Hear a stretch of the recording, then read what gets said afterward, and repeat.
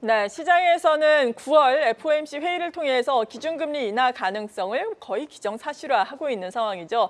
이제는 25bp인가 50bp인가가 문제인데 일단은 25bp 인하 가능성이 지금 한 60%를 넘게 나오고 있는 상황입니다. 이런 가운데 4년 만에 맞는 금리 인하 국면 우리가 어떻게 준비를 해야 할지 오늘 심도 깊게 도움 말씀 들어보는 시간 마련을 했습니다. 최슬리 투자자문의 박세익 대표입니다. 어서 오세요.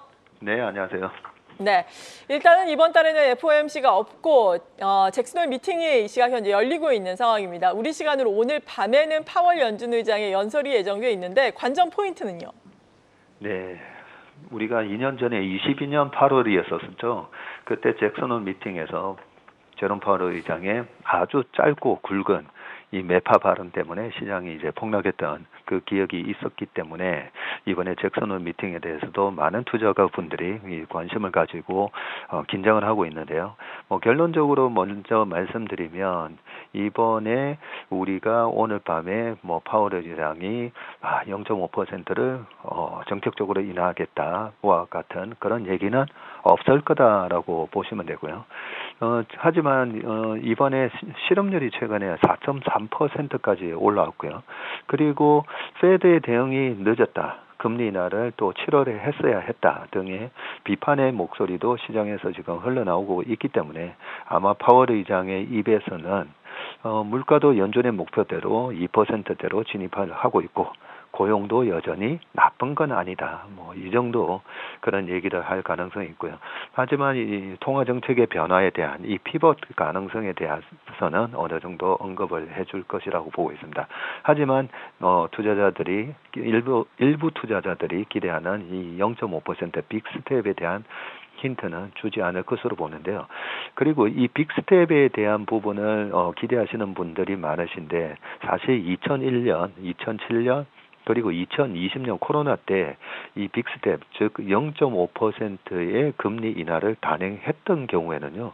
항상 경기 침체를 동반한 이 하드랜딩이 있었기 때문에 오히려 0.5% 인하 가능성에 대한 얘기를 한다?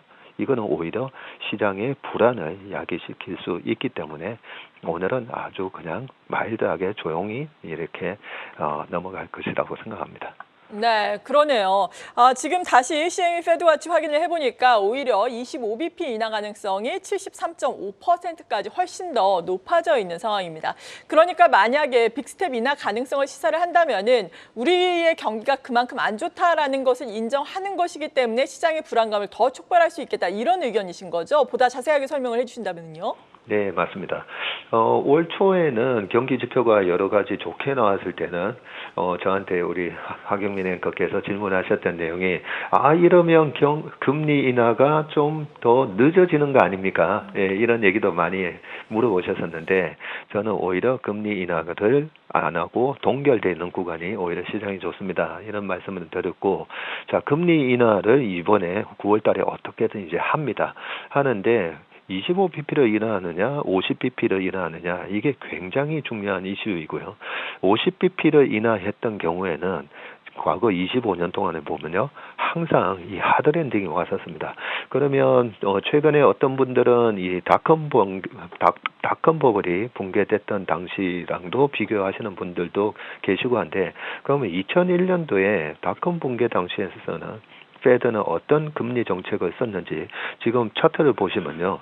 지금 보시는 차트가 나스닥의 주봉 차트고 이렇게 파란색으로 표시했던 구간이 바로 99년 말에서 2000년 초에 나스닥이 5,100까지 올라가면서 헤드 앤 숄더를 만드는 모습인 거고요.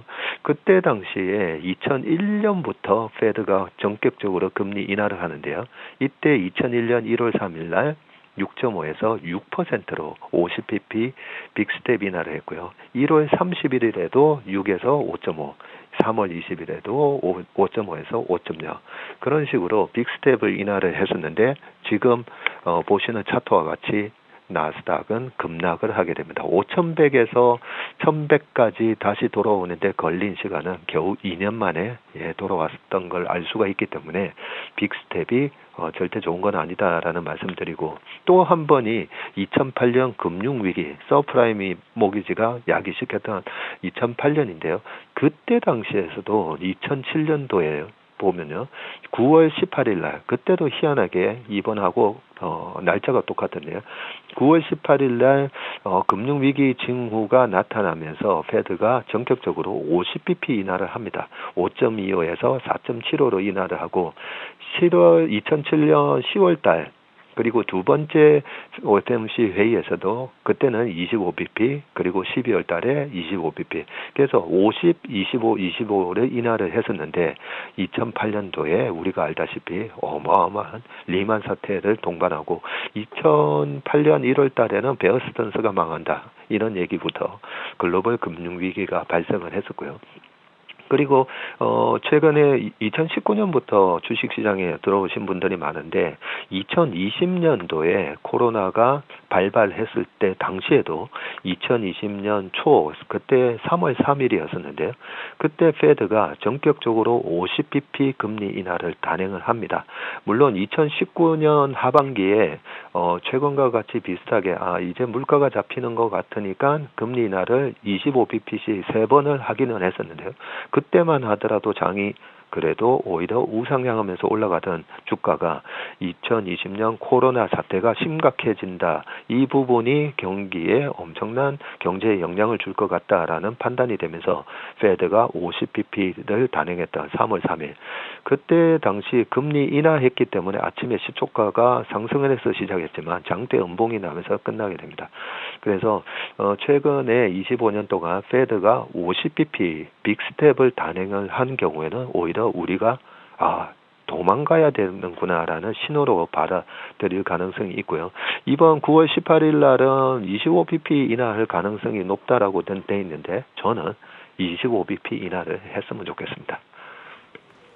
네, 25bp 인하를 기대를 한다라고 말씀해 주셨습니다. 관건은 또 연내 인하 폭이 얼마나 될 것인가. 지금 FOMC 회의가 9월, 11월 그리고 12월 세 차례가 남았습니다. 일단은 시장에서는 한 100bp 정도가 되지 않을까. 그러니까 베이비 스텝으로 뭐 2번 한다고 하더라도 한 번은 빅 스텝이 될 것이다. 이런 전망이 약간 더 우세할 것 같은데 박세익 대표님께서는 어떻게 전망하고 계십니까?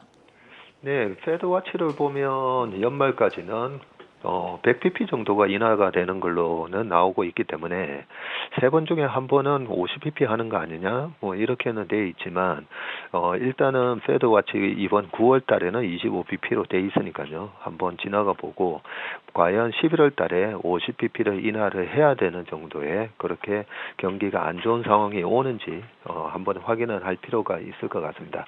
자, 그러면 2019년 좀 전에 말씀드렸었는데 2019년도에는 오히려 그냥 3번 25bp씩 3번의 베이비 스텝 인하를 했다고 말씀드렸잖아요.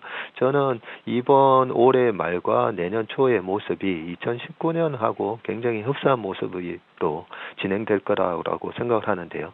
2019년대도 굉장히 지금과 비슷한 현상이 나타나는데요. 2019년 당시에 7월 31일 날 첫 금리 인하를 하게 되는데 희한하게도 딱 2달 전이었던 5월 말부터 주가가 급락을 하기 시작합니다. 최근과 같이 비슷한 수준의 나스닥이 하락을 했었고, 그리고 또 빠르게 금리 인하를 하기 전까지는 또 회복을 합니다. 그런데 2019년 7월 말에 금리 인하를 하고 난 이유가 문제인데요. 금리 인하를 하고 난 이후 8월 달에는 또다시 한번 주가가 급락을 하면서 나스닥이 무려 3% 빠지는 날이 3번이나 발생을 하게 됩니다. 그래서 이번에 7월 말에서 지금 보시는 2019년 차트가 나오고 있고요. 밑에 제가 빨간색 화살표로 돼 있는 부분이 최근과 비슷하게 이제 하락을 했던 부분이고, 빨간색 화살표가 3번이 나왔던 게 2019년에 첫 금리 인하를 오히려 단행하고 난 다음에 주가가 저렇게 요동을 치는 모습이 보이고요. 그리고 두 번째 금리 인하가 있기 전까지는 또 주가가 꾸역꾸역 회복을 합니다.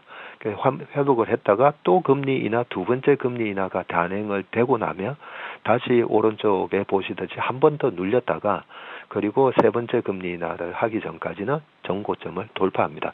자, 그러면 2019년하고 그동안에 제가 빅스텝이 있었던 과거의 세 번의 경우랑 가장 큰 차이점은 뭐냐면요.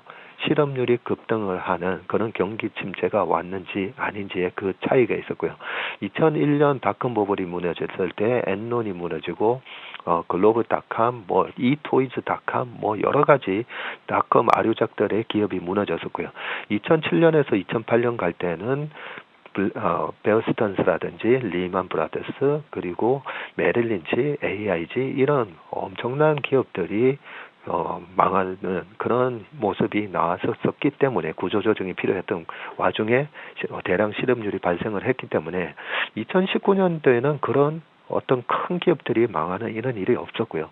지금부터 1년으로 봐도 AI 관련된 기업이라든지 그런 크게 망할 만한 그런 기업이 보이지 않는다는 점에서는 지금 보시고 계시는 2019년과 같은 그런 차트처럼 우리나라 시장, 미국 시장이 회복할 가능성이 높다라고 저는 그렇게 생각합니다.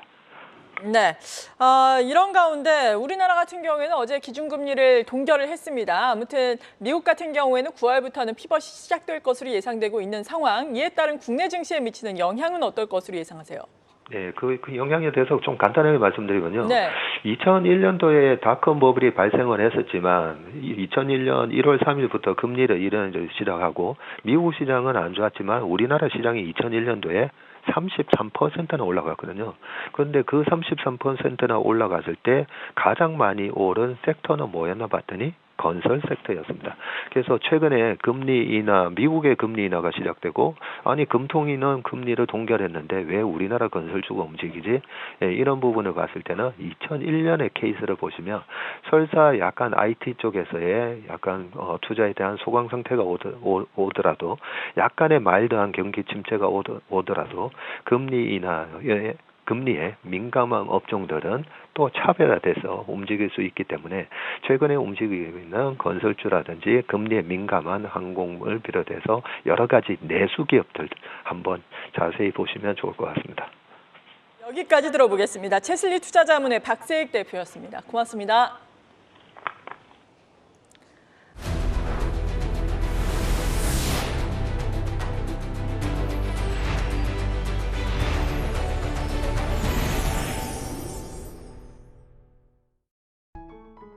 계속해서 다양한 경제 이슈를 알고 싶다면 구독과 좋아요, 알림 설정 부탁드립니다. AI 캐스터 권미정이었습니다.